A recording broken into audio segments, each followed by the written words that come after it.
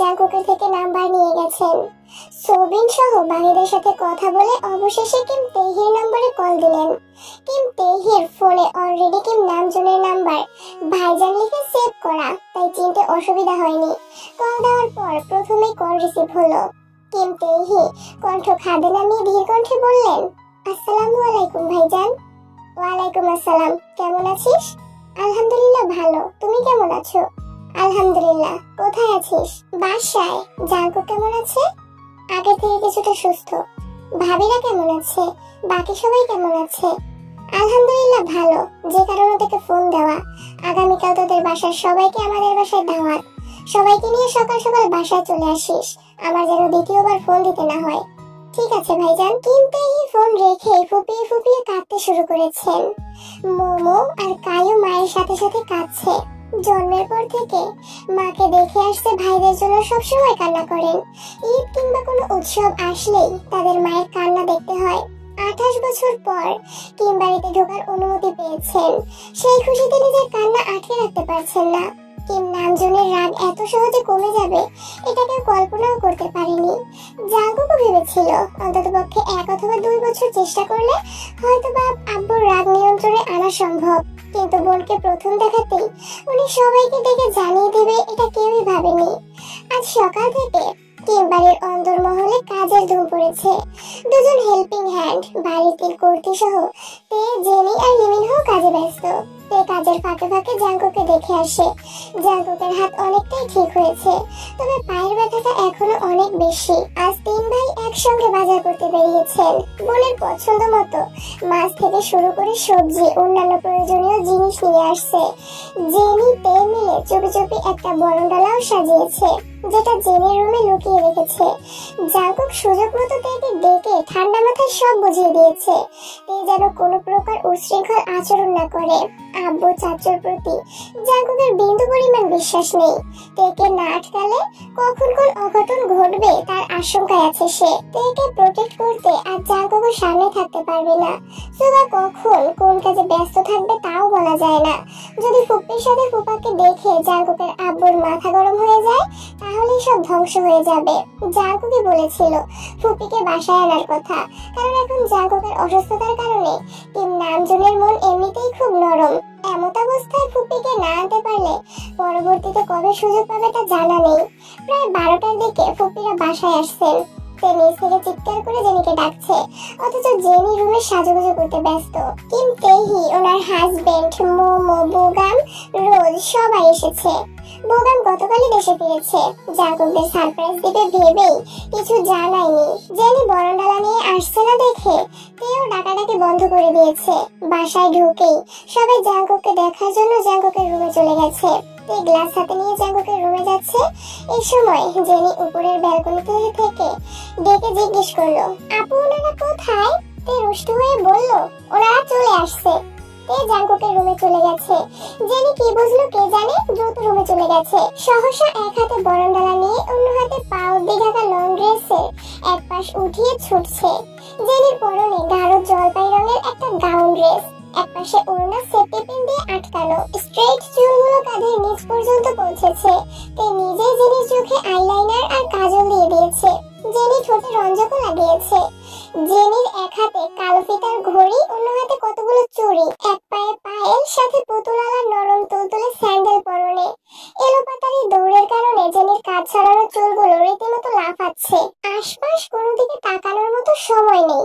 বরণডালা হাতে নিয়ে main gate পার হতেই আচমকা এক ছেলের সাথে ধাক্কা লাগতেই সামনের ছেলেটা দ্রুত সরে গেছে। জেনির হাতের বরণডালা সহ ফুলের পাপড়ি সব পড়ে গেছে। সাথে সাথে জেনিও ধপাস করে নিচে পড়ে গেছে। ব্যথায় জেনি চিৎকার করে উঠল, ও মা গো! চিকুন লম্বা এক ছেলে 2 কদম এগিয়ে এসে শুধালো, ব্যথা পেয়েছো? জেনির আগে কটমট করে বলল, এই কে আপনি? আমার বাসায় এসে আমাকে ফেলে দিয়ে আবার জিজ্ঞেস করেন ব্যথা পাইছে কিনা? আপনার সাহস তো কম না? আবারও আর্তনাদ করতে করতে বলল, উফ আমি শেষ। ছেলেটাও খেপা স্বরে বলল, নিজে দেখে চলতে পারেন না, আবার আমায় দোষারোপ করছে। আমি কি তুমি ফেলেছি নাকি? নিজের গায়ের জোর নেই আবার আমায় বলতে আসে। জেনি এখনো মাটিতে পড়ে আছে। জেনির রাগ মাথায় উঠে যাচ্ছে। রাগে কটমট করতে করতে বলল, একদম গায়ের জোর নিয়ে কথা বলবেন না। আপনি ইচ্ছে করে আমায় ফেলেছেন, আমি এখনই ভাইয়াকে ডাকবো। এমন সময় তে আসছে। দরজার সামনে জেনিকে বসে থাকতে দেখে তে কপাল কুঁচকে শুধালো, কি রে তুই এখানে বসে আছিস কেন? জেনি ফোঁস করে উঠলো। গাল ফুলিয়ে তের দিকে তাকিয়ে অভিযোগের সুরে বলা শুরু করলো, আমি এখানে শুধু শুধু বসে আছি না, এই ছেলে আমাকে ধাক্কা মেরে ফেলে দিয়েছে। তে ছেলের দিকে তাকাতেই ছেলেটা নিরুদ্বেগ কণ্ঠে বলল, আপু বিশ্বাস করো, আমি ইচ্ছে করে ধাক্কা দেইনি। ভেতর থেকে কে ছুটে আসছে আমি কিভাবে বুঝবো? আমি ভেতরে ঢুকছি, সে হুট করে আমার সামনে চলে আসছে। আমি ভয় পেয়ে কিছুটা সরে গেছি, আসে পড়ে গেছে। না আপু, উনি ইচ্ছে করে ফেলেছে। তুমি ভাইয়াকে এখনই ডাকো, এই ছেলের বিচার করতে হবে। উফ, আমার কোমরটা মনে হয় ভেঙেই গেছে। কাই, তুমি ভেতরে যাও। আপু সত্যি আমি ইচ্ছে করে ফেলিনি। বুঝতে পেরেছি, তবে একটু সাবধানে থেকো। এসেই পাগলকে উস্কে দিয়েছো, এর পরিণাম কি হবে আমার জানা নেই। ভেতরে যাও। তাই ভেতরে চলে গেছে। জেনি রাগান্বিত কণ্ঠে চেঁচিয়ে উঠলো, আপু তুমি ওই ছেলেকে ভেতরে ঢুকতে দিলে কেন? ওই ছেলে আমায় এত ব্যথা দিল, তবুও তুমি তাকে ছেড়ে দিলে? তুমি আমার বোন হয়ে এটা করতে পারলে? তে হাত বাড়িয়ে গম্ভীর কণ্ঠে বলল, মুখটা বন্ধ করে ওঠ। কাজের কাজ কিছুই করতে পারিস না? তখন চিৎকার করে ডাকলাম বরণডালা নিয়ে নামতে, তুই নামিসনি। ওরা সবাই ভেতরে চলে গেছে, এতক্ষণে তো সময় হয়েছে। বরং তো হলোই না, বরং শুধু শুধু কোমরে ব্যথাটা পেয়েছিস, সাথে রেস্টটাও নষ্ট করেছিস। জেনিতের হাত ধরে কোন রকম উঠলো, ঠিক মতো দাঁড়াতেও পারছে না। তে জেনির হাতটা শক্ত করে ধরে বলল, পাটা শক্ত করে ঝাড়া দে, দেখবি ঠিক হয়ে গেছে। তের কথা মতো জেনি 2-3 বার চেষ্টা করলো। কিছুটা ঠিক হওয়ার পর তেকে ধরে ধরে ভিতরে ঢুকলো। জাঙ্কুকের রুমের দরজার সামনে আসতেই রোয়া শুধালেন, কি রে, কি হলো তোর? এই ছে। তে তাড়াতাড়ি জেনির মুখ চেপে স্বাভাবিক কণ্ঠে বলল, এমনি ব্যথা পেয়েছে। রোয়া পুনরায় বললেন, সারাদিন উল্টাপাল্টা দৌড়াবি, ব্যথা তো পাবেই। বেশি ব্যথা পাইছিস? সিরিয়াস আলোচনায় জেনির ব্যথাটা আলোচনার মোড় ঘুরিয়ে ফেলেছে। জাঙ্কুকও তীক্ষ্ণ দৃষ্টিতে তের দিকে তাকিয়ে আছে। তে পরিস্থিতি বুঝতে পেরে তড়িঘড়ি করে বলল, আরে বেশি কিছু হয়নি, আমি এখনই ওষুধ দিয়ে দিচ্ছি, তোমরা কথা বলো। তে জেনিকে নিয়ে সেখান থেকে চলে গেছে। জাঙ্কুকের রুমে কিম নামজুন ব্যতীত আর সবাই উপস্থিত। কিম নামজুন নিজের রুমে বসে আছেন। বোনের প্রতি ক্রোধ কিছুটা কমলেও বোনের হাজবেন্ডকে তিনি এখনো মন থেকে মানতে পারছেন না, তাই সামনেই আসছেন না। সোবিন, জিন, ইয়নজুন আলোচনা করে কিম তেহি আর ওনার হাজবেন্ডকে কিম নামজুনের রুমে পাঠাচ্ছেন। 28-30 বছরের গড়ে ওঠা অদম্য অন্তরাল ভাঙতে কিম তেহি এবং ওনার হাজবেন্ড প্রয়োজনে কিম নামজুনের পায়ে ধরতেও রাজি। তে জেনির সঙ্গে উপরে চলে গেছে। জেনি কোমরের সাথে সাথে পায়েও অল্প ব্যথা পেয়েছে। আগে বুঝতে না পারলেও এখন জেনির পা জ্বলছে। কাটা স্থান থেকে রক্ত বেরিয়ে পরনের সালোয়ারের দাগ হয়ে গেছে। তে আগে ভেবেছিল সামান্য ব্যথা পেয়েছে, তাই এত গুরুত্ব দেয়নি। জেনির অবস্থা দেখে এখন তে নিজেই ভয় পেয়ে গেছে। বাসার কাউকে জানালে তুলকালাম কাণ্ড হয়ে যাবে। জেনি পায়ের দিকে তাকিয়ে কাঁদছে আর কাইকে অনর্গল বকেই যাচ্ছে। তে বুঝিয়ে শুনিয়ে জেনিকে শান্ত রাখার চেষ্টা করছে। তে কাটা স্থান জীবাণুমুক্ত করে একটা মলম লাগিয়ে ব্যথার ঔষধ খাইয়ে দিয়েছে। বেশ কিছুক্ষণ বোঝানোর পর জেনি কিছুটা শান্ত হয়েছে। জেনি অন্য একটা ড্রেস পরেছে। কিছুক্ষণ পর দুই বোন একই সঙ্গে নিচে আসছে। পায়ে আর কোমরে ব্যথার জন্য জেনি ঠিক মতো হাঁটতে পারছে না। ওরা নিচে আসতেই দেখলো কিম নামজনের রুমের সামনে ভিড়। তে জেনিকে সোফায় বসিয়ে এগিয়ে গেল বড় আব্বুর রুমের দিকে। রুমের বাহিরে সোবিন, বেখুইন, জিন, ইয়নজুন আর রোয়া দাঁড়িয়ে আছে। তে আম্মু আর কাকিয়ার পাশ কেটে দরজা পর্যন্ত আসতেই তের পা যুগল থমকে গেছে। সেই সাথে হৃদস্পন্দনও হঠাৎ থেমে গেল। কিম তেহি এবং ওনার হাজবেন্ড দুজনে কিম নামজুনের 2 পা আঁকড়ে ধরে অবিচ্ছেদ্যভাবে কেঁদেই চলেছেন। ব্যগ্র স্বরে নিজের ভুল স্বীকার করছেন আর কিম নামজুনের কাছে মাফ চাচ্ছেন। কিম নামজুন বোনকে অনেকদিন আগেই ক্ষমা করে দিয়েছেন, তবে আজ বোনের হাজবেন্ডকে সামনাসামনি দেখার পর নিজেকে কোনোভাবেই নিয়ন্ত্রণ করতে পারছে না। পাথরে মানবের ন্যায় কিম নামজুন বিছানার একপাশে বসে আছেন। সোবিন ব্যতীত দরজার সামনে দাঁড়ানো প্রতিটা মানুষের চোখ টলমল করছে। কাতর বদলে ফুপির দিকে কিছুক্ষণ তাকিয়ে রইল। তার বুকের ভিতর অসহনীয় যন্ত্রণা হচ্ছে। হৃদয় ঘুরে আসা আর্তনাদগুলো অবিক্ষিপ্ত গতিতে দু চোখ বেয়ে গড়িয়ে পড়ছে। ক্ষণিকের জন্য তে নিজেকেই ফুপির জায়গায় কল্পনা করতে তার চারপাশ অন্ধকারে আচ্ছন্ন হয়ে গেছে। দাঁড়িয়ে থাকার সর্বশক্তি মুহূর্তেই বিলীন হয়ে গেছে। দ্রুত স্থান ত্যাগ করলো। জেনির পাশে সোফায় গিয়ে বসে চোখ বন্ধ রেখে ঘন ঘন শ্বাস নিয়ে নিজেকে স্বাভাবিক করার চেষ্টা করলো। এর অস্থিরতা দেখে জেনি অবাক চোখে চাইলো। আশেপাশে চোখ বুলিয়ে জেনি সন্দেহান কণ্ঠে শুধালো, আপু কি হয়েছে তোমার, এভাবে হাঁপাচ্ছ কেন? নিজেকে সামলে স্বাভাবিক কণ্ঠে বলল, কিছু হয়নি। অন্যদিকে জাঙ্কুকের রুমে বোগাম, রোজ, সুগা, মোমো, কাই সবাই খুনসুটিতে মেতে আছে। বেশ কিছুক্ষণ খুশ গল্প করার পর বোগাম হঠাৎই গম্ভীর কণ্ঠে জাঙ্কুকে উদ্দেশ্য করে বলল, শুনলাম তুই নাকি তের জন্য অ্যাক্সিডেন্ট করেছিস। মোটেই না, তোমরা শুধু শুধু আমার ওনাকে দোষারোপ করছো। ওনার কোনো দোষই নেই, ভাগ্যে ছিল তাই অ্যাক্সিডেন্ট করেছি। বোগাম কিঞ্চিত হেসে বলল, এখনই তার পক্ষ নিচ্ছিস, বিয়ের পর কি করবি তাহলে? জাঙ্কুক জিভ দিয়ে ঠোঁট ভিজিয়ে ঠোঁট বাঁকিয়ে হেসে মৃদু স্বরে বলল, পরে বউভক্ত জামাই হব। ও যা বলবে, যেভাবে বলবে আমি সেভাবেই চলবো। বাস্তবে কেন, স্বপ্নেও কোনোদিন ওকে আমার বিরুদ্ধে কোনো ধরনের কোনো অভিযোগ তুলতে দিব না, ইনশাআল্লাহ। রোজ, বোগাম আর সুগা একসঙ্গে ইনশাআল্লাহ বলে উঠল। মোমো হাসি মুখে শুধালো, ভাইয়া তুমি বিয়েটা কবে করবা? আমরা কি বিয়ে খাবো না? তোকে বিয়ে দিয়ে তারপরই করবো। আমার কি বিয়ের বয়স হয়েছে? মাত্র 16 বছর বয়স আমার। আমি এখনো শিশু। এখনো কত কত গ্রামে 12-14 বছর বয়সী মেয়েদের বিয়ে হয়ে যায়, সেখানে তুই তো তাদের থেকে 2 বছরের বড়। তোকে দিতে সমস্যা কি? তোমার বোন যে আমার থেকে আরো 3 বছরের বড়, সে বেলায় তাকে বিয়ে দাও না কেন? আমার বোনের জামাই ফিক্সড, তাই কোনো টেনশন নাই। কিন্তু তোর জন্য তো ছেলে খুঁজতে হবে, এজন্য সবার টেনশন। আমি বিয়েই করবো না? মোমোর কথা শুনে সবাই উচ্চস্বরে হাসতে শুরু করেছে। মোমোর আগে কটমট করতে করতে সবার দিকে তাকাচ্ছে। রোজ ছোটে হাসি রেখেই বলল, তোমরা সবসময় আমার নরদিনীটাকে রাগাও। আমার নরদিনীকে বিয়েই দিব না, সারা জীবন আমাদের কাছে রেখে দিব। তাহলে আম্মুকেও মেয়ের জন্য কান্নাকাটি করতে হবে না? মোমোর গাল ফুলানো দেখে কাই মোমোর মাথায় গাঁটা মেরে বলল, তুই এত বেকুল কেন রে, মজাও বুঝিস না?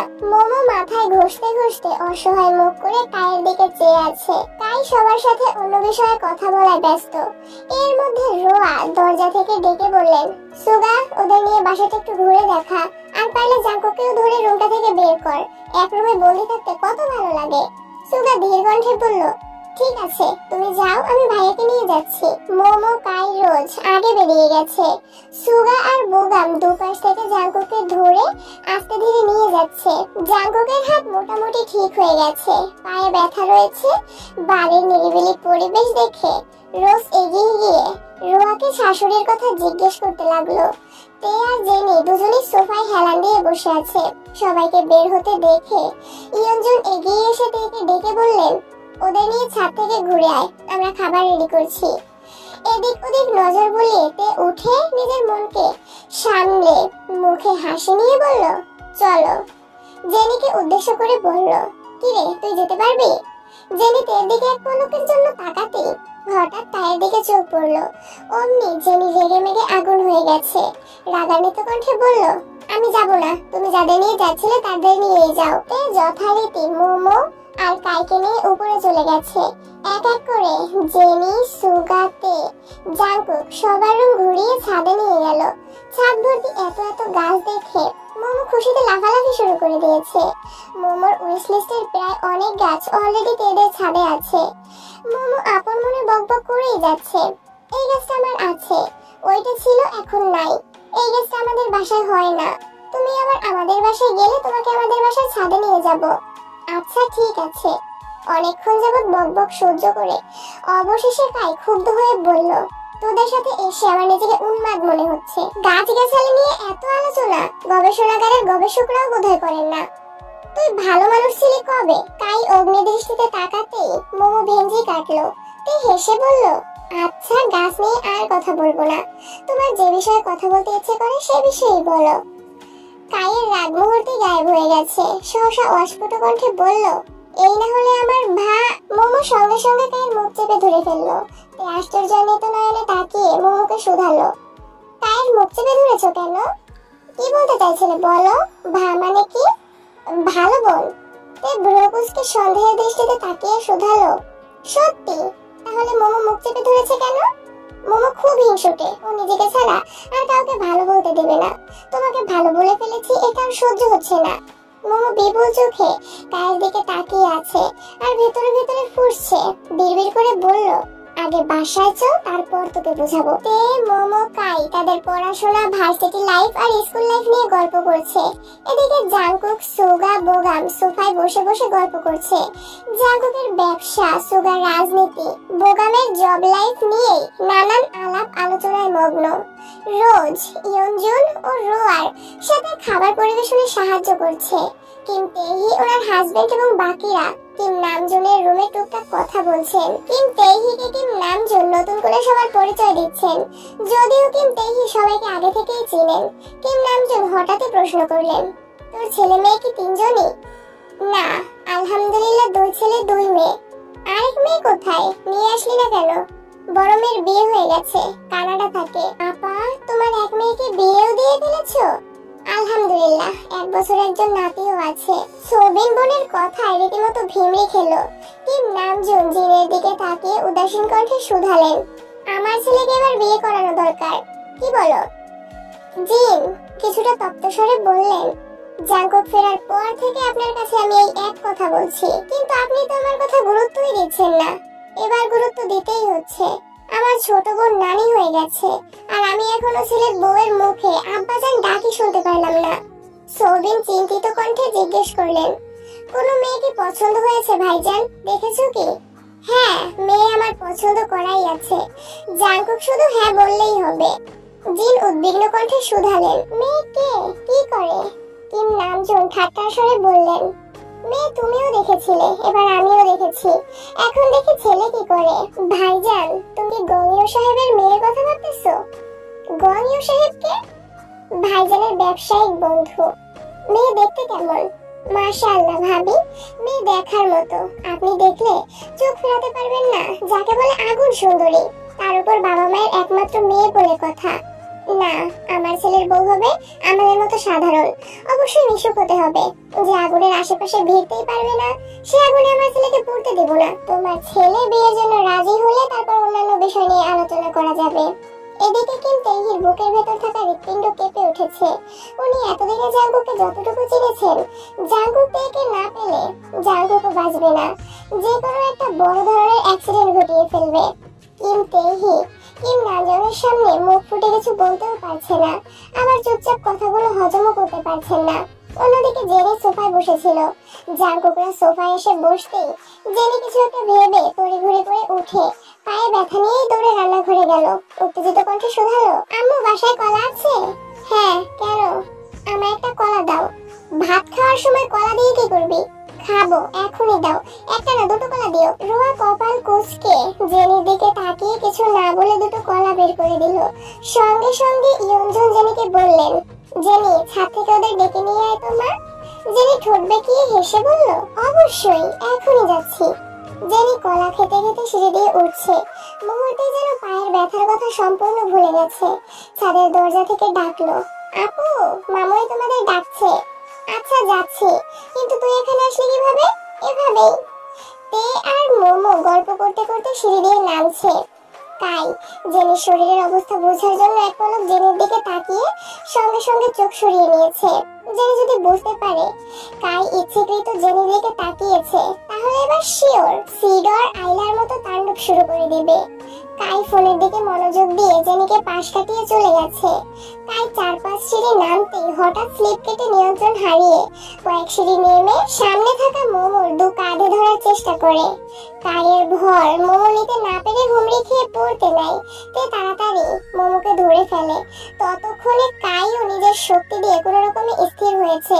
পায়ের 2-3 জায়গায় ঘষা খাওয়ায় কাইয়ের পা জ্বলছে।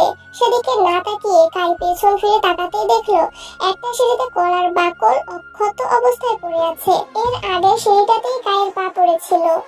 জেনি 2টো কলা খেয়ে পরপর 2 সিঁড়িতে বাকল ফেলেছে, যেন যে কোনো একটাতে কাই স্লিপ খায়। তে আর মোমো আগে নেমে যাওয়ায় এবং কাইয়ের মনোযোগ ফোনে থাকায় জেনির কাজে বেশ সুবিধা হয়েছে। কাই চোখ তুলে জেনির দিকে তাকাতেই জেনি নিজের 2 হাত ঝেড়ে এমন ভাব নিল যেন সে বিশাল কিছু করে ফেলেছে।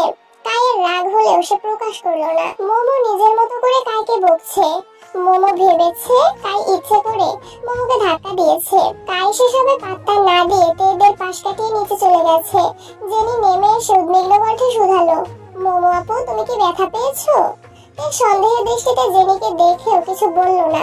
নিচে নামতেই দেখলো সবাই খাবার টেবিলে বসা। আজ ডাইনিং এ আরো 5টা চেয়ার অ্যাড করার জায়গা তুলনামূলক কম। ফুপিদের পাশে 2টা চেয়ার ফাঁকা, জাঙ্কুকের পাশের একটা চেয়ারও ফাঁকা। মোমো তার মায়ের পাশে গিয়ে বসলো। জেনি ফুপিদের পাশের চেয়ারে বসতে বসতে তেকে চোখে ইশারা করলো যেন জাঙ্কুকের পাশে গিয়ে বসে। তে কয়েক মুহূর্ত স্তব্ধ দাঁড়িয়ে রইল। এর মধ্যে জাঙ্কুক দুবার তাকিয়েছে, কিন্তু তের নজর অন্যদিকে। সুগা জাঙ্কুকের পাশের চেয়ারটা ইশারা করে মোলায়েম কণ্ঠে তেকে বলল, বলো এখানে বসো, খাওয়া শুরু করি। তে আটপাশ না ভেবে জাঙ্কুকের পাশে গিয়ে বসলো। অজানা এক অনুভূতিতে তের মন শিউরে উঠছে। তীর তীর করে কাঁপছে তের হাত। জাঙ্কুক তের হাতের দিকে নজর বুলায় আর চোখে তেকে কয়েক মুহূর্ত পর্যবেক্ষণ করে। তের কাঁপাকাঁপি দেখে জাঙ্কুক ব্যান্ডেজ করা হাত নিয়ে নিজেই তের প্লেটে খাবার তুলে দিল। আচমকা তের সঙ্গে হাতের স্পর্শ লাগতেই তে কারেন্টের শক খাওয়ার মতো আটকে ওঠে। মুহূর্তেই হাত ছিটকে সরিয়ে নিয়েছে। আকস্মাতে এরকম আচরণে জাঙ্কুক কপাল গুটিয়ে অবাক চোখে তাকালো, কিন্তু কোনো কথা বলল না। খাওয়ার মাঝে প্রয়োজনের বাহিরে কেউই কোনো কথা বলেনি। জেনির সাথে 2-1 বার কায়ের চোখাচোখি হয়েছে। জেনি প্রতিবারই বেঞ্চে কেটে সহসা অন্যদিকে তাকিয়ে পড়েছে। কিম নামজুন খাবার শেষ করে গলা খাকারি দিয়ে ধীর কণ্ঠে বললেন, আমি তোমার উপস্থিতিতে আমার ছেলের ব্যাপারে গুরুত্বপূর্ণ সিদ্ধান্ত জানাচ্ছি। আমার ছেলের সম্মতি থাকলে আমি সামনের ঈদ নাগাদ ছেলের বউ ঘরে তুলতে চাই। কিম নামজনের কথাগুলো জাঙ্কুকের মনে সঙ্গে সঙ্গে বিস্ফোরিত হয়েছে। জাঙ্কুক চোখ মুখে অন্ধকার নামিয়ে নিয়েছে, কপালে কয়েক স্তর ভাঁজ পড়ে গেছে। এদিকে তের নিঃশ্বাস গলায় আটকে গেছে। অবিরত ঢোক গিলে নিঃশ্বাস নেওয়ার প্রবল চেষ্টা করছে। সুগা, বোগাম, কাই, রোজ, মোমো, জেনি সকলেই আশ্চর্য নয়নে তাকিয়ে আছে। সবার মনে উত্তেজনা আর ভয় একসঙ্গে কাজ করছে। কিম নামজুন পুনরায় শুধালেন, জাঙ্কুক এখন বিয়ে করতে তোমার কোনো আপত্তি আছে? শ্বাসরুদ্ধকর পরিস্থিতিতে জাঙ্কুকের নিঃশ্বাস ভারী হয়ে গেছে। মস্তিষ্ক জুড়ে বিচরণ করা পরিকল্পনাগুলো এলোপাতাড়ি ছুটছে। পিঞ্জরে আবদ্ধ হৃৎপিণ্ডটা দপদপ করে কাঁপছে। আব্বু, চাচু সহ কিমবাড়ির প্রায় সব সদস্য আজ এখানে উপস্থিত। বহু কাঠখড় পুড়িয়ে জাঙ্কুক ফুপিকে প্রথমবারের মতো বাসায় আনতে সফল হয়েছে। জাঙ্কুক যতটা চেষ্টা প্রকাশ্যে করেছে তার থেকে অনেক বেশি চেষ্টা গোপনে করেছে। ফুপির সাথে প্রথমবার দেখা হওয়ার পর থেকে জিনকে দিয়ে জাঙ্কুক যথাসাধ্য কিম নামজনকে বোঝানোর চেষ্টা করে আসছে। এতদিনে ভাই বোনের সম্পর্ক মোটামুটি ঠিক হতে শুরু করেছে। এমত অবস্থায় জাঙ্কুক কোনোভাবেই নতুন কোনো ঝামেলা চাচ্ছে না। বর্তমানে জাঙ্কুকের অবস্থান অনুসারে এর কথা বাসায় জানানো বা আব্বু চাচুর কাছে তেকে চাওয়ার মতো মিনিমাম যোগ্যতাও জাঙ্কুকের নেই। আর যাই হোক, এর ব্যাপারে জাঙ্কুক না শব্দ শুনতে নারাজ। এদিকে টেনশনে তের হাত পা ঠান্ডা হয়ে গেছে। জাঙ্কুক বিয়েতে রাজি হয়ে গেলে আর যে কোনো ক্রমেই অন্য মেয়ের সাথে জাঙ্কুকের বিয়ের কথা হলে তের কি হবে সেটা ভেবেই তে ডিপ্রেশনে চলে যাচ্ছে। পাশাপাশি বসায় জাঙ্কুকের দিকে ঠিক মতো তাকাতে পারছে না, জাঙ্কুকের রিয়াকশন বুঝতে পারছে না। কিছু মুহূর্তের জন্য খাবার টেবিলে পিনপতন নীরবতা চলল। অবশেষে জাঙ্কুক ছোট করে শ্বাস ছেড়ে গম্ভীর কণ্ঠে বলল, আমি আপাতত বিয়ের জন্য মানসিকভাবে প্রস্তুত না। আমি কি তোমাকে এখনই বিয়ে করতে বলছি নাকি? ঈদ পর্যন্ত সময় নাও, মানসিকভাবে প্রস্তুত হও। জাঙ্কুক আটপাশ না ভেবে বলে উঠল, সরি আব্বু, ঈদ নাগাদ সময়ে আমি নিজেকে গোছাতে পারবো না, আমার আরো সময় লাগবে। কতদিন? আগামী 1 বছর আমি বিয়ে নিয়ে ভাবছি না। আরো 1 বছর? তুমি বাড়িতে আসছো প্রায় 1 বছর হতে চললো। তাছাড়া তোমার বিয়ের বয়সও হয়েছে। তোমার আম্মু অনেকদিন যাবতই আমাকে বলছিল আমার উচিত বাবা হিসেবে নিজের দায়িত্ব স্বীয়ভাবে পালন করা। কিন্তু আব্বু, আমি এখন কোনো অবস্থাতেই বিয়ে করতে পারবো না। বিয়ে করার মতো মিনিমাম যোগ্যতা আমার এখনো হয়নি। কেন হবে না? যদি ইনকামের কথাও চিন্তা করি, তুমি প্রায় 8-9 মাস যাবত আমাদের পারিবারিক ব্যবসার পাশাপাশি নিজস্ব ব্যবসা সামলাচ্ছ। তোমার পার্সোনাল ইনকাম বাদ দিলাম, আমাদের কোম্পানি থেকে প্রতি মাসে তোমাকে যে স্যালারিটা দেওয়া হয়, আমি আশাবাদী তা দিয়ে তুমি তোমার বউ নিয়ে দিব্যি চলতে পারবে। প্রয়োজনে বিয়ের পর তোমার স্যালারি বাড়ানো হবে। ব্যবসার দায়িত্ব এখন তোমার কাছে। তোমার যা প্রয়োজন হবে সবটাই তুমি নিতে পারো। এরপরও যদি সমস্যা মনে হয় তাহলে আমি তো আছি, বিয়ের সম্পূর্ণ খরচ না হয় আমিই দিলাম। জাঙ্কুক মলিন হেসে বলল, আপনাকে অসংখ্য ধন্যবাদ এবং আমি আন্তরিকভাবে দুঃখিত। প্রয়োজনে 1 বছরের জায়গায় 2 বছর পর বিয়ে করব, তবুও বিয়ের জন্য আমি কারো কাছ থেকে 1 পয়সাও নিব না। সোবিন রাশভারী কণ্ঠে বলে উঠলেন, যদি টাকার জন্য বিয়ে করতে সমস্যা হয় তাহলে তোমার আব্বুর বা আমার অ্যাকাউন্ট থেকে তুমি চাইলে তোমার প্রয়োজনীয় অ্যামাউন্ট ধার নিতে পারো, তারপর ধীরে ধীরে পরিশোধ করে দিও। তোমার আব্বু তোমাকে বিয়ে করাতে চাইছেন, তোমার রাজি হওয়া উচিত। সোবিন একটু থেমে পুনরায় বললেন, আর মেয়েটা তোমার অপরিচিত কেউ না। সোবিনের কথায় জাঙ্কুক আটকে উঠল। মুহূর্তেই মাথায় চিন্তারা ঘুরপাক খেতে শুরু করলো। সহসা হৃদস্পন্দন জোরালো হয়ে গেছে। মনের গহীনে একটা চিন্তা বারবার উঠে দিচ্ছে। আব্বু চাচুকে কোনোভাবে তের কথা বলতে চাচ্ছেন। অন্য মনস্কতার জাঙ্কুকের অশ্রু যুগল কিছুটা প্রশস্ত হলো। নিপুণ কৌশলে জাঙ্কুক নিজের অল্প বিস্তর হাসিটাকে আড়াল করে গুরুতর কণ্ঠে শুধালো, কে এসে? সোবিন অবলীলায় বলতে শুরু করলেন, গংইও সাহেবকে তো তুমি চেনোই, ওনার মেয়ে ন্যান্সিকেও নিশ্চয়ই দেখেছো, মাঝে মাঝে অফিসেও আসে। গতকাল তোমার অসুস্থতার কথা শুনে গংইও সাহেব অফিসে আসছিলেন, তারপর নিজে থেকেই ন্যান্সির সঙ্গে বিয়ের সম্বন্ধের কথা বলেছেন। যদিও ভাইজান তেমন কিছু বলেনি, বাসায় আলোচনা না করে ওনাকে কিছু জানানো ঠিক হবে না। বাসার সবারও তোমার মতামত থাকলে ওনাদের বাসায় দাওয়াত করা হবে। মেয়ে অপছন্দ হওয়ার মতো কিছুই নেই, তারা আসলে না হয় এনগেজমেন্টটাও করে নেওয়া যাবে। ন্যান্সির কথা শুনে জাঙ্কুকের মেজাজ চরম মাত্রায় খারাপ হয়ে গেছে। মনে মনে যে একটুকু সুখের আভাস উঠে দিয়েছিল তা যেন মুহূর্তেই বিলুপ্ত হয়ে গেছে। পায়ের রক্ত মাথায় উঠে গেছে, গায়ের রক্ত টকবক করে পড়ছে। সুগা দুই ভাই বোনই অসহায় মুখ করে আব্বুর অভিমুখে চেয়ে আছে। পাশে তাকিয়ে এক পলক জাঙ্কুককে দেখছে, পুনরায় এক পলক আব্বুকে দেখছে। উপস্থিত সকলের মনে অস্থিরতা। এতক্ষণ যাবৎ একটুর জন্য হলেও মনে হয়েছিল তারা জাঙ্কুকের মতামত জানতে চাইবে, কিন্তু সোবিনের মুখে এনগেজমেন্টের কথা শুনে সকলেই থতমত খেয়ে গেছে। পুপিরা সকলে মুখ চাচাই করছে। সবাই সবার দিকে তাকালেও জাঙ্কুকের দৃষ্টি প্লেটের দিকে স্থির। রাগে জাঙ্কুক দাঁতের দাঁত চেপে ধরেছে। কপালের দুপাশের শিরা উপশিরাগুলো দ্রুত গতিতে লাফাচ্ছে, গলার রগ ফুলে ফুলে উঠেছে। ন্যান্সি মেয়েটা ইদানিং ঘন ঘন অফিসে আসছিল। ওনাদের সাথে কোনো মিটিং বা যে কোনো আলোচনাতে ন্যান্সি গংইও সাহেবের সঙ্গে আসতো। প্রথম দিন ফর্মালিটি করে জাঙ্কুক ন্যান্সির সঙ্গে স্বাভাবিকভাবে কথা বলেছিল, এক কাপ কফিও অফার করেছিল। মিটিং এ যাওয়ার আগে জাঙ্কুক কাউকে কফি দেওয়ার কথা বলেও দিয়েছিল, কিন্তু পরবর্তীতে ব্যস্ততার জন্য ন্যান্সির সঙ্গে আর কোনো কথা হয়নি। সেই থেকে ন্যান্সি প্রায়ই অফিসে আসতো, যেতে জাঙ্কুকের সঙ্গে কথা বলার চেষ্টা করত। জাঙ্কুক ব্যস্ততা দেখিয়ে সবসময় ইগনোর করত। ন্যান্সি বেশ কয়েকবার জাঙ্কুকের নাম্বারও চেয়েছে, কিন্তু জাঙ্কুক দেয়নি। সেই মেয়ের সঙ্গে বাবা চাচা জাঙ্কুকের বিয়ের কথা ভাবছে, এতেই জাঙ্কুকের মেজাজ তুঙ্গে। জাঙ্কুক মুখ ফুলিয়ে শ্বাস টানলো, নিজেকে নিয়ন্ত্রণ করার চেষ্টা করলো। দীর্ঘশ্বাস ছেড়ে কণ্ঠস্বর 4 গুণ ভারী করে বলল, আমি বিয়ে করব না মানে করবই না। আগামী 1 বছরের বাড়িতে কোনো প্রকার বিয়ের আলোচনা শুনতে চাই না। গংইও সাহেবের মেয়েই হোক আর যে সাহেবের মেয়েই হোক, আজকের পর থেকে অফিসিয়াল কার্যক্রমের সদস্য ব্যতীত অফিসে যেন কোনো মেয়ে না আসে। আর অনুগ্রহ করে আমার বিয়ে নিয়ে আপনারা আলোচনা বন্ধ করুন। কিম নামজুং রাশভারী কণ্ঠে বললেন, তুমি কথা শেষ করতে তো দিবে? আব্বু, আমি আর কোনো কথা শুনতে বা বলতে চাচ্ছি না। তোমার কিছু বলার থাকলে বলতে পারো। জাঙ্কুক রাগান্বিত কণ্ঠে বলে উঠল, আপনারা আপনাদের সিদ্ধান্ত জানিয়ে এনগেজমেন্ট পর্যন্ত ফিক্সড করে ফেলেছেন, আর এখন আমার মতামত জানতে চাচ্ছেন? বাহ, অসাধারণ। জাঙ্কুক, আব্বুর সাথে এভাবে কথা বলছিস কেন? কথা বললেই তো বিয়ে হয়ে যায় না। ওনারা তো তোর সিদ্ধান্ত জানতে চাচ্ছেন। আম্মু, এটাকে সিদ্ধান্ত জানতে চাওয়া বলে না। ওনারা ওনাদের মর্জি আমার উপর চাপালেই আমি ওনাদের সব সিদ্ধান্ত মানতে পারবো না। আর যদি আমার সিদ্ধান্ত জানতেই চাও, তাহলে আমি আবারও বলছি, আগামী 1 বছর আমি বিয়ে করতে পারবো না। এ ব্যাপারে আমার সামনে অথবা আড়ালে আর কোনো কথা যেন না হয়। কিম নামজুন উঠে যেতে যেতে ভারী কণ্ঠে বললেন, ঠিক আছে, তোমার বিয়ে নিয়ে আর কোনো কথা হবে না, ধন্যবাদ।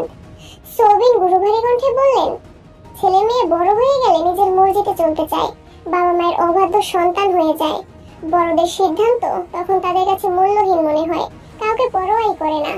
জাঙ্কুক ঠোঁট বেঁকিয়ে মনে মনে বিড়বিড় করে বলল, পারলে নিজের মেয়েকে আমার কাছে দেন বিয়ে, তারপর দেখুন আপনাদের সিদ্ধান্তের মূল্য দেয় কিনা।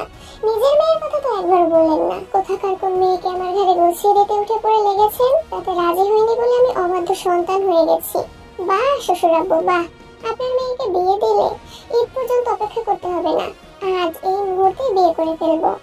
সৌবিন বিড়বিড় করতে করতে খাবার টেবিল ছেড়ে উঠে চলে গেছেন। জাঙ্কুক এক পলক চাচ্চুর দিকে তাকালো। বিড়বিড় করে বলা কথার কিছুই জাঙ্কুক বুঝলো না। চোখ ঘোরাতেই সুগাকে চোখে পড়লো। জাঙ্কুক সুগাকে দেখেই সিম্পলি স্মাইল দিল। সুগার মুখে গাম্ভীর্যতা লেগেই আছে। জাঙ্কুক ফুপিদের দিকে তাকিয়ে স্বাভাবিক কণ্ঠে বলল, তোমরা খাচ্ছ না কেন? খাও খাও। সবাই স্তব্ধ হয়ে বসে আছে, শুধু আশেপাশে চোখ বোলাচ্ছে। বেকুইন জিন রোয়া উপস্থিত আছে বিধায় কেউ কিছু বলতে পারছে না। সবাই মনমরা ভাব দেখে জাঙ্কুক ঠাট্টা স্বরে বলল, সামনের বছর আমার বিয়ে, তোমাদের সবার দাওয়াত। এখন থেকে বিয়ের প্রিপারেশন শুরু করো। বিয়ে আমার ধুমধাম করেই হবে। মোমো আর জেনিকে উদ্দেশ্য করে বলল, তোরা ডান্স শেখা শুরু কর। আমার বিয়েতে ঠিকমতো নাচতে না পারলে তোদের খবরই আছে। জাঙ্কুকের কথা শুনে সবাই নাচাইতেও হেসে ফেলল। নিজের বিয়ের দাওয়াত নিজেই দিচ্ছে, আবার নাচার জন্য বোনদের রীতিমতো থ্রেট দিচ্ছে। এমন কাণ্ড একমাত্র জাঙ্কুকই করতে পারে। তাই মজা করে বলল, ভাইয়া আমরা কি দোষ করেছি? ছেলে বলে কি আমরা নাচতে পারবো না? অবশ্যই নাচবি, তোদের বেশ কিছু লুঙ্গি কিনে দেব, তখন সবগুলো মিলে লুঙ্গি ডান্স দিস। জাঙ্কুক তোর আব্বুর কথা। আম্মু ঠিক আছে ঠিক আছে, আমি আর কিছুই বলবো না। এই তো আমার লক্ষ্মী আম্মু। টিম নামজন কিছুক্ষণ আগেই রুমে গেছেন। টিম নামজনকে দেখে জিনও এবার নিজের রুমে চলে গেছেন। জাঙ্কুক আর চোখে নিজের প্রেয়সীর দিকে এক নজর তাকালো। তার মাথা নিচু করে ভাতের প্লেটে আঙুল বোলাচ্ছে। বাকিদের মুখে হাসি থাকলেও তের মনে কারোর সাথে ঝড় বইছে। আব্বু আর বড় আব্বু যেভাবে বিয়ের কথা বলছিল, জাঙ্কুক ভাই রাজি হলেই বিয়ে হয়ে যেত। এদিকে জাঙ্কুক ভাইয়ের মনেতে আছে কিনা এ বিষয়ে তের মনে সন্দেহ আছে। তের প্রতি জাঙ্কুকের মনে ভালোবাসা নাকি ভালো লাগা। 1 বছর পর আদৌ জাঙ্কুক তেকে কি বিয়ে করবে নাকি অন্য কোনো মেয়েকে বিয়ে করে ফেলবে, সেসব ভেবেই তের মন আরো বেশি খারাপ হয়ে যাচ্ছে। তের বারবার শুধু মনে হয় অনিশ্চিত ভবিষ্যতের পিছনে ছুটছে সে। জাঙ্কুকের মনের কথা জানতে করা কর্মকাণ্ডে জাঙ্কুকের এই অবস্থা। এখন সে কি করবে? তের হাবভাব দেখে জাঙ্কুক তের দিকে সরাসরি তাকালো। কণ্ঠে খাদে নামিয়ে মোলায়েম কণ্ঠে শুধালো, ভাতের প্লেটে আবার কি চাষ করবি? তের বিস্ময়ের সময় চোখ তুলে তাকালো। মোহনীয় সেই দৃষ্টি। ফুপিরা আসবে শুনে তে সকাল সকাল গোসল করে সাজুগুজু করেছিল। এখন সেই সাজ অনেকটাই বিরত হয়ে গেছে। তবুও জাঙ্কুক তের চোখের গভীর অক্লান্ত দৃষ্টিতে চেয়ে আছে। আশপাশ থেকে অন্যদের কণ্ঠস্বর কানে আসতেই জাঙ্কুক নড়ে চড়ে বসলো। চোখে চোখ রেখেই শান্ত স্বরে বলল, পারিপার্শ্বিক ব্যাপারে কান না দিয়ে চুপচাপ খাবার শেষ কর। তে অসহায় দৃষ্টিতে জাঙ্কুককে পরখ করলো। মনে মনে নিজেকেই আওড়ালো, মানুষটা এমন কেন? এত কিছুর পরেও একটা মানুষ এতটা স্বাভাবিক কিভাবে থাকতে পারে? তে পুনরায় মাথা নিচু করে খাওয়ায় মনোযোগ দিল। খাবার টেবিলে তেমন কোনো কথা হলো না। খাওয়া দাওয়া শেষ করে ফুপ্পিরা কিছুক্ষণ গল্প করে বিকেলের দিকে বাসায় চলে গেছেন। যাওয়ার সময় কি নামজন গিফটের পরিবর্তে সবাইকে টাকা দিয়ে দিয়েছেন। সন্ধ্যার পর পরতে ঘুমিয়েছিল। সেই ঘুম ভেঙেছে রাত 11টা 30 নাগাদ।